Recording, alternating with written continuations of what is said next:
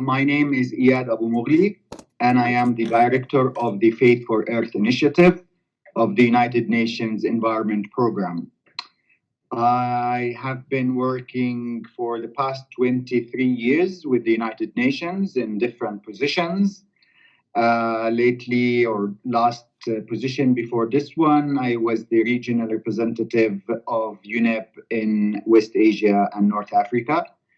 And before that, I was in New York, in Egypt, Lebanon, Palestine, Jordan, and a number of other countries, serving the UN as an environmental advisor. And I was the practice manager of the energy and environment practice of UNDP in New York. I have a PhD in biochemical engineering from the University of Bath. Which I have never used because of my work with the United Nations. But I worked on environmental issues as well as management, knowledge management, and innovation.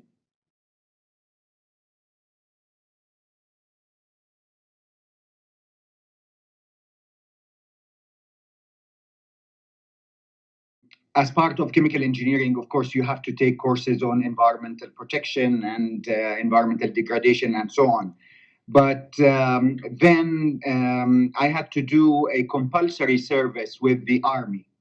And I was posted to the chemical battalion where it is fighting, chemical warfare. And of course, then I got to be introduced to the impacts of chemical weapons and nuclear weapons and so on, and environmental impacts on land and the people.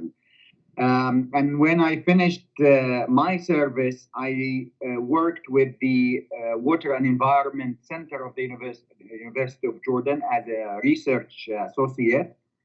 And it was all water quality monitoring and research and so on. So from day one or after my graduation, I was connected to environment and water issues.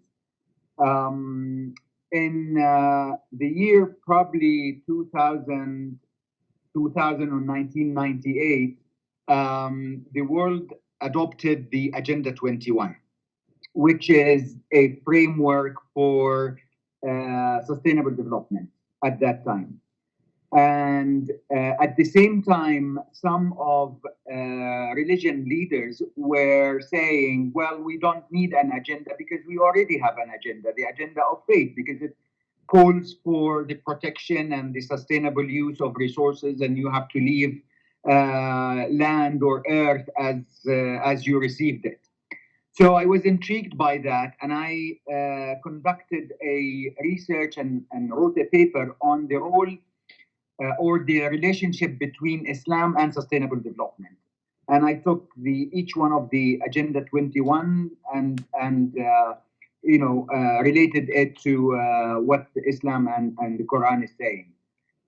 So my trip with religion started from there, of course, on and off. And I was requested by a number of organizations to go and talk about, the Quranic garden, because Quran mentions almost 57 species in the Holy Book. So what is the relation between biodiversity conservation and Quran? And then in 2017, I was requested by the executive director to take over the work on engaging with faith-based organizations. And since then, I have been eating, drinking, and dreaming faith and development.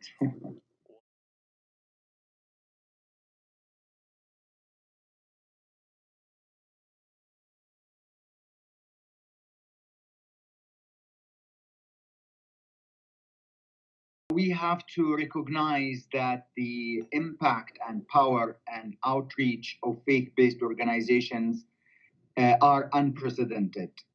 You can find faith leaders wherever you go, in any corner of the world. You might find either a mosque or a church or a temple.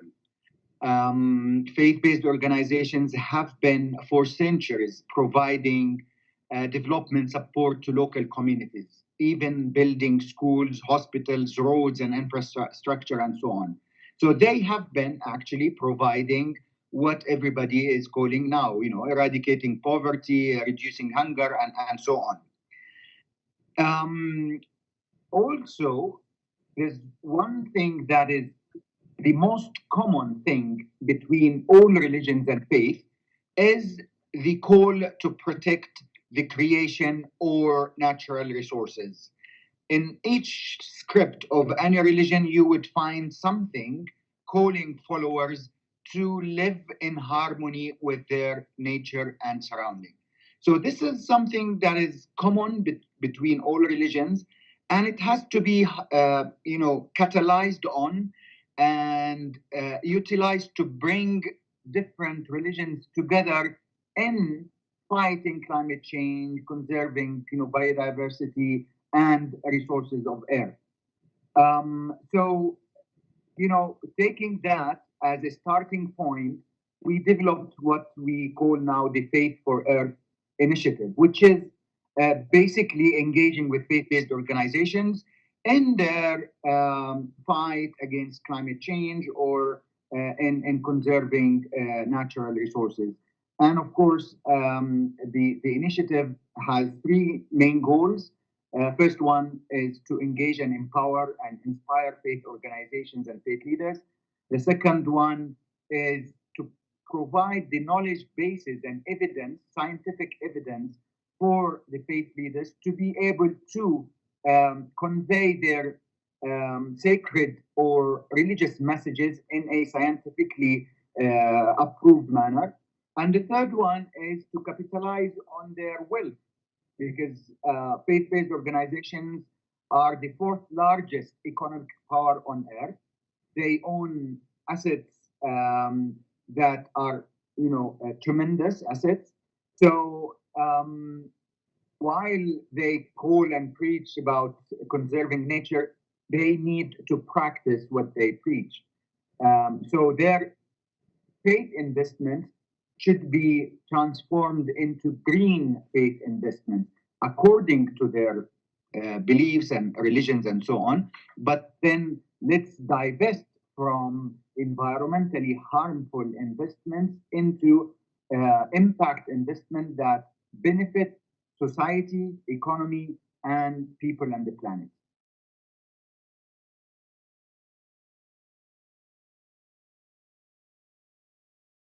The Abrahamic workshop is one that I'm connected to because I'm from that region. I am a Palestinian born in Jordan. I live only 30 minutes away from where Jesus was baptized, 1 hour away from Jerusalem where he was crucified, and 2 hours away from Bethlehem where he was born. So I am really connected there. And I have been, in my community in Jordan, we have 10 to 12% of the population are Christians, and we cooperate, we live with one another in harmony and in peace and in collaboration and so on.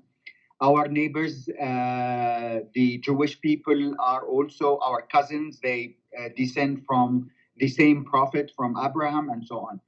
So, and it is important in that area that we have tremendous environmental challenges. Most important one is water scarcity, for example, or water use, and so on. So, I believe what could bring people together to collaborate is a common belief. When you believe in the same set of principles from the same God, it is easier for you to collaborate on that basic principle. So the workshop was very interesting to understand the perspectives of the different religions in that area and what faith organizations from the three different religions are doing, in fact. But more importantly, how can we work together in collaboration, in harmony, to fight climate change, reduce the impact of water scarcity, and so on.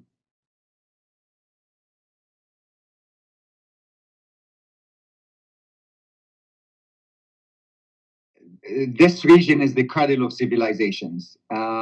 Most of the religions that we believe in emerged from that region. Abraham was in that area. He went to Palestine, Jordan, to Saudi Arabia, and so on. Moses went from Egypt to Palestine and Israel. A number of prophets were born and spread their religion in Jordan and so on. So that area is an area where most of the religions started. Again, it has the greatest number of Jews, for example, the greatest number of Arab Muslims, and a great number of Christians are in that region. And they have been living in harmony for centuries with no conflicts of whatsoever until, of course, colonization came in and civilization and the new civilization and industrial revolution and so on. But for centuries, there have been a lot of cooperation and collaboration between the religions. Science was created in that area. Mathematics was found there. So that area, is known for its impact on development and on humanity. So why not revitalize that, relive the legacy of collaboration between those religions in benefit of our Mother Earth?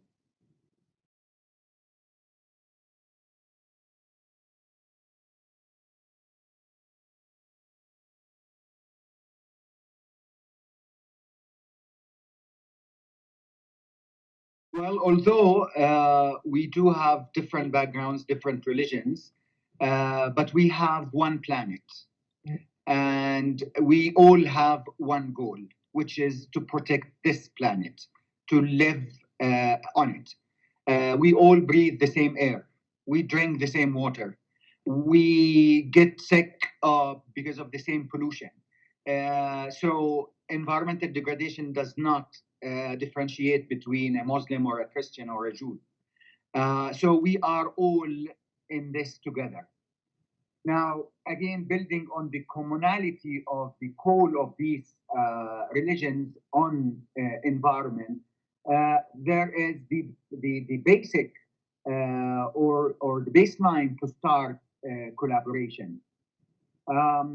Indeed, I mean, probably not literally, but all religions of those three religions, the Old Testament, the New Testament, and the Quran, they have more or less the same sentences on the need to care for water. Water is life, for example, or the that God created us as stewards or khulafa on this earth. So we have to use it sustainably and leave it for the second generations or the generations to come. So, I mean, if you want to work together, we believe that the most important part of implementing environmental policies is your beliefs, your behaviors, your ethics, and your morals of dealing with environmental resources. And these basic principles of and values and moralities and so on are part and parcel of religion. This is what religions call for. It's morality, it's the values, the principles. So we have already a set of values that are believed by every ordinary person. So if you want to engage an ordinary person in protecting the environment, you just bring them back to what they believe. And then they will immediately act because this is a request from their creator.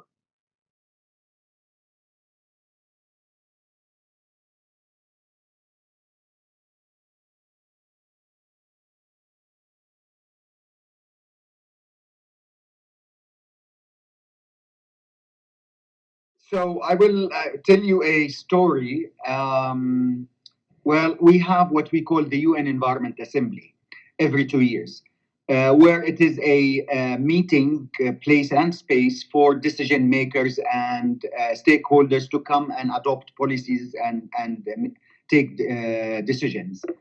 Of course, organizing such a conference would cost tremendous amount of resources and would require people to travel and register, and it's an organizational nightmare to bring 5 to 6 thousand people together.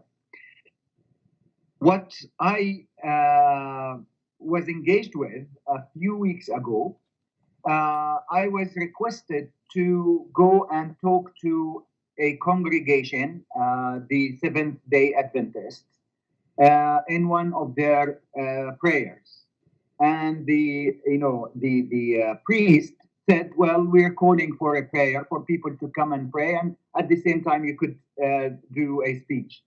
So when I went there, I expected to find, in a church, you would find 200 to 300 people worshiping and praising God. When I went there were 10,000 people. So one call for prayer mobilized 10,000 people.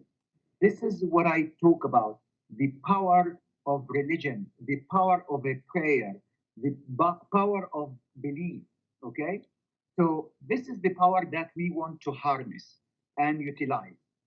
Now, again, in one of my engagement at the local level, I went with a local community. Actually, it was organized by the Kenya Chapel to go and clean some slum areas and waterways. And people just gathered because it was the church that calling for this activity. And then the participants were inspired to form or to create an environment ministry for the Kenya church. So they established an environment ministry, and later on, they established an NGO, a faith-based organization called Eden Stewards, to actually mobilize action to implement policies. For example, they participated in our environment assembly on beating plastic pollution. And immediately they mobilized their local communities to go and collect plastic and recycle it. And so the implementation of these policies can be best done and implemented by local communities when they are led by their beliefs.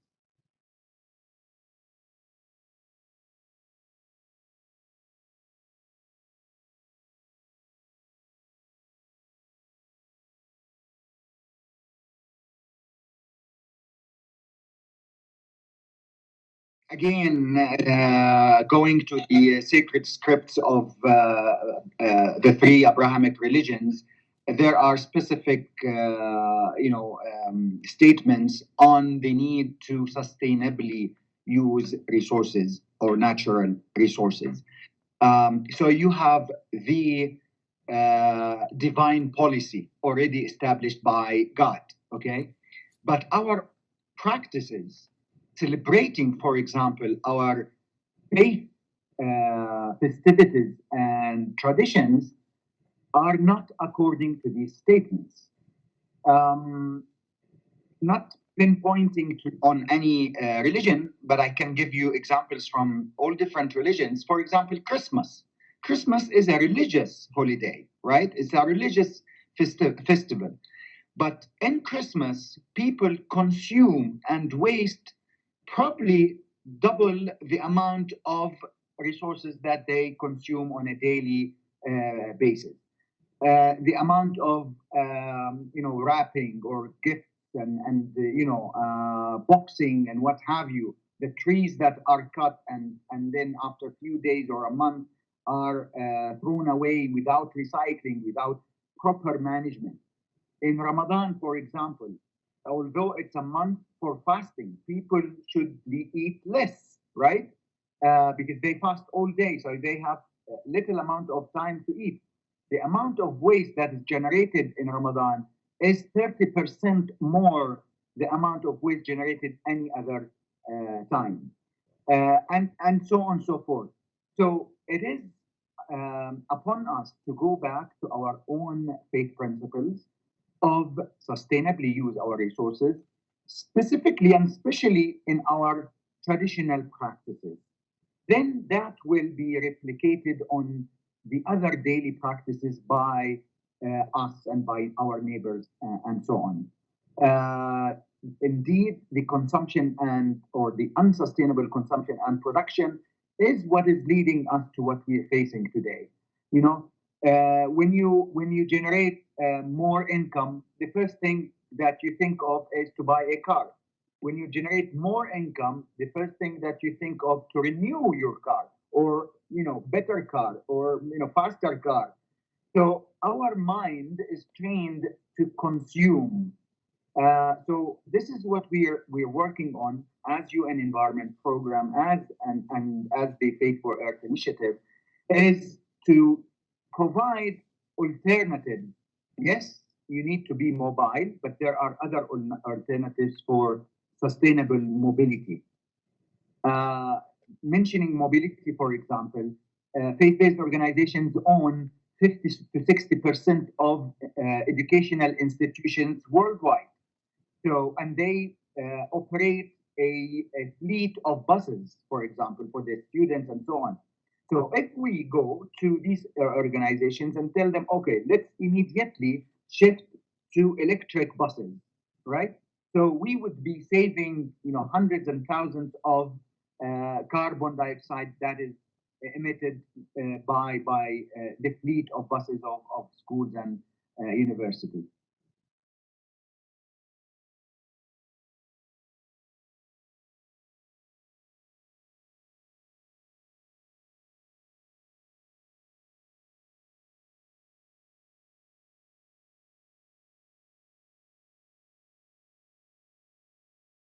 Probably, as you know, the IPCC, the Intergovernmental Panel on Climate Change, that was issued 2 years ago or 1 year ago, said that we only have 12 years to get to the threshold of 1.5 degrees increase in the global temperature. But since then, scientists have found that we have less time than 12 years. And scientists have sound the alarm that we still don't know exactly the climate change of what is going to happen. Yes, there are studies, and probably these studies can be interpreted as linear impact of climate impact. For example, they're expecting if we exceed 1.5 degrees, 90% of coral reefs will disappear. But what happens then? No science has, with a precision, predicted what is the exponential way of behavior of climate at that point. So we're saying it is a climate crisis, it's a climate emergency, and we need to act and act now, or we should have actually started acting way before. So it is an emergency. What we're saying is we first need an accelerated approach. We cannot have business as usual. We cannot just keep meeting and preaching and calling for action. We need to show people how things are done. And this was the aim of the climate summit this September that was organized by the UN Secretary General. It was the climate action summit. So the Secretary General wanted the leaders of the world to come and demonstrate action. Second, we need to scale up. We have been, noticing that there are innovations, there are solutions, there are actually nature-based solutions to environmental issues, but these are still, innovative initiatives here and there, small scale. Somebody found a way to deal with, carbon dioxide sequestration and so on. But those innovations need to be scaled up immediately. So it has to work for everybody. Instead of providing electricity by laying the national grid to remote areas, let's forget about that possibility or that option. Immediately, provide solar energy resources that can immediately anywhere without any infrastructure be installed.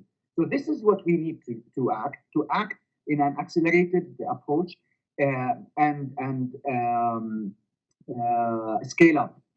And also, we need to streamline innovation. Innovation has to be the name of the game, has to be the driver for anything that we do. The young people are energized, they are ready, they have ideas, they have innovative ways of thinking, they have creativity. So we have to unleash that immediately in everything that we do. So innovation must become the name of the game.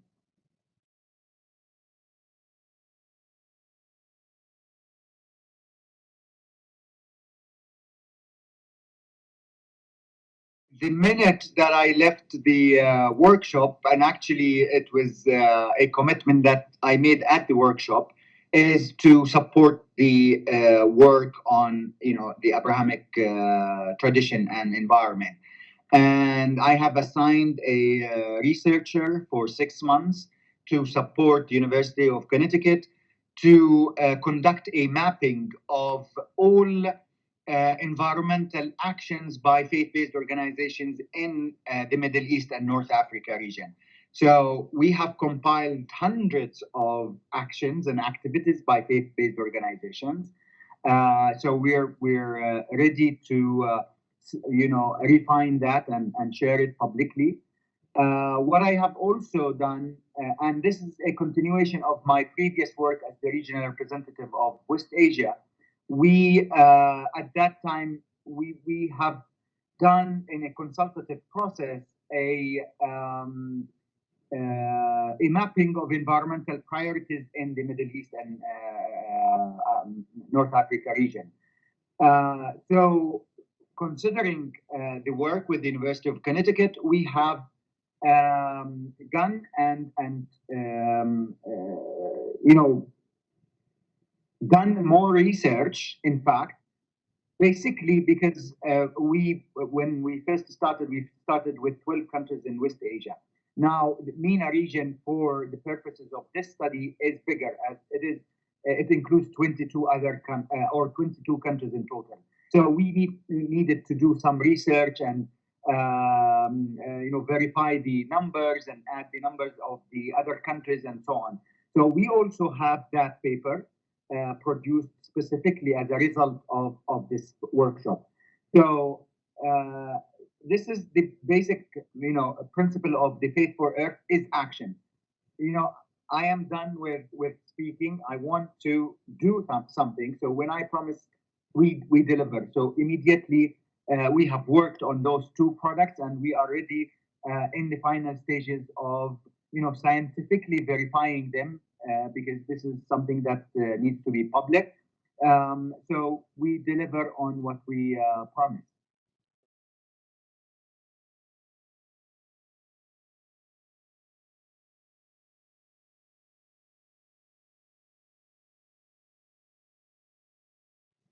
Right. Well, the Yale Forum on Environment and on Religion and Ecology, or has been there for decades, for at least 2 decades, and they have done a lot of wonderful work, especially linking religions and ecology. And they have established this platform. While we at the Faith for Earth initiative have been communicating with many other institutions who are doing bits and pieces here and there. So you would find a little bit of about climate change and faith organizations in one side, and something about ecosystems on another side. So the idea is to create almost a one-stop shop where you would find whatever you need. from on resources that connects religions and environment. So the idea was to join forces, build on the existing platform of Yale Ecology Forum, and provide them with the scientific evidence, all the work that UN Environment and other UN agencies have been doing. So you have the scientific part, and you have the faith or religious part, and you put them in one place. So far, we have done a great work in connecting and linking the resources, the educational, scientific resources to the forum. And of course, we will do continue to improve the collaboration by providing more access to, for example, courses that we come up with as UN Environment, online, massive online courses on environment, connecting them to the resources of universities that we partner with, connect them to campaigns that we run, as UN Environment. So it will be a very comprehensive, almost inclusive forum or a platform for researchers and for ordinary people as well.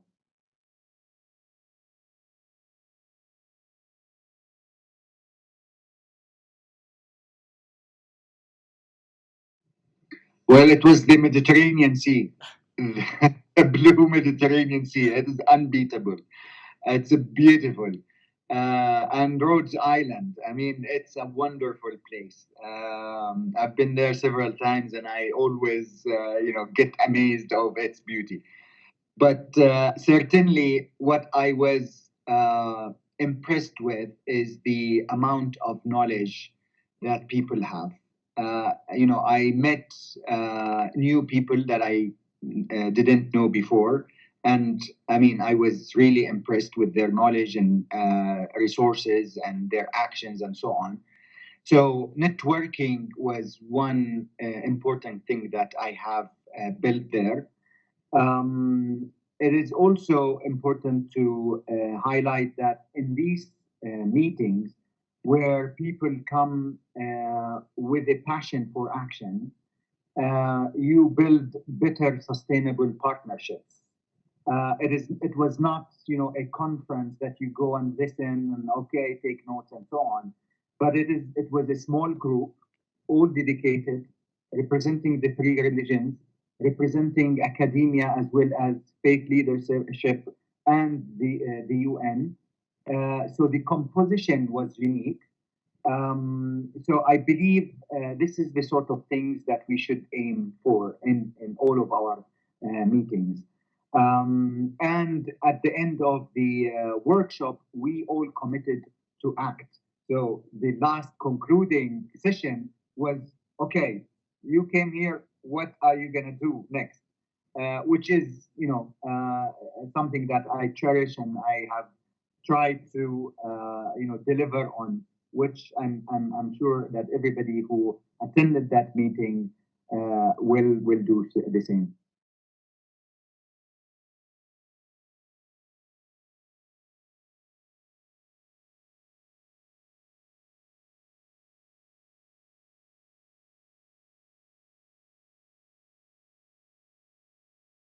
When you talk about something that you have done or you are doing, and somebody else picks it up and says, okay, well, here comes an idea, and proposes something, and then you like it, and you work on it. And in fact, the most productive sessions for me were the lunches and dinners we attended together, because I believe we stayed there for 2 or 3 days. Every single night or every single lunch, I sat down with somebody and we agreed on something. And that was inspired by the action and creativity of the people. I'm telling you, the people who attended the workshop were first class. And I, of course, I thank University of Connecticut and the Yale Forum on Ecology and Religion and Ecology. They've handpicked the people, and it was really inspiring and encouraging.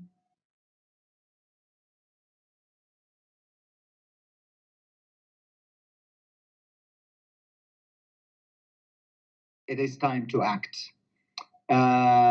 We don't have time to waste. And let's not waste it in debating.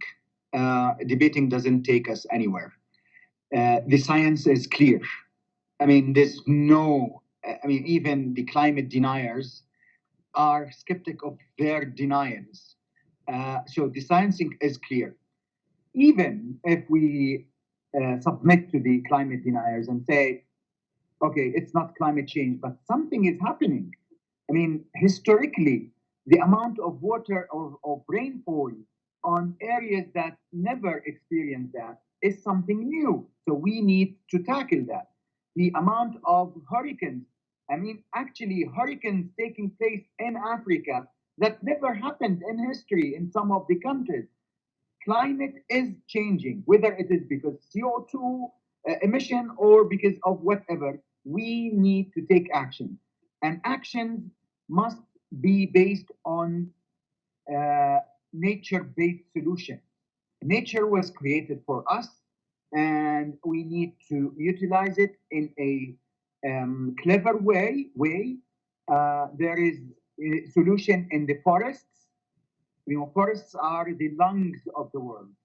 Forests consume CO2 and produces oxygen. So one obvious solution is plant a lot of trees, right?